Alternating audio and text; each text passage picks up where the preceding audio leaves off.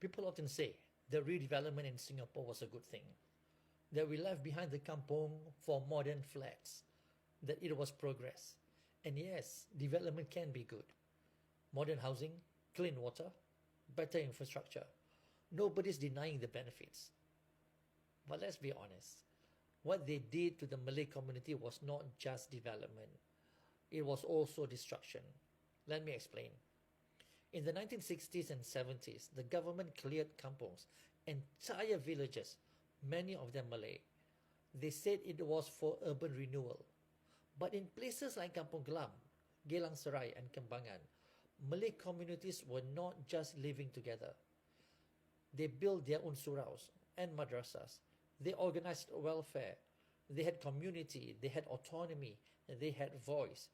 And many of them voted against the PAP. And that made the PAP nervous. Because when a community can take care of itself, it is harder to control. So they cleared the land. And those who did not want to move, strange things started happening. As Christopher Tremewan recorded, the largely rural Malay population appeared to recognize that the destruction of their social and economic base was a special aim of the resettlement process. Race riots in July 1964 broke out in a district targeted for demolition. All Malay objections were ignored.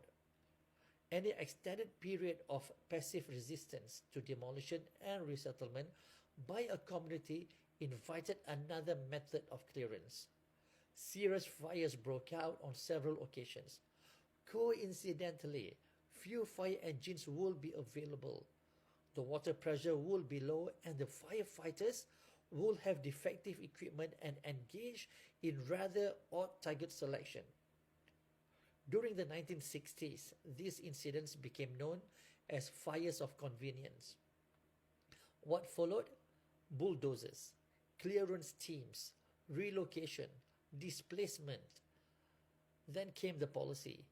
The Urban Redevelopment Authority and HDB scattered Malay families across the island, just a few per block, a few per estate.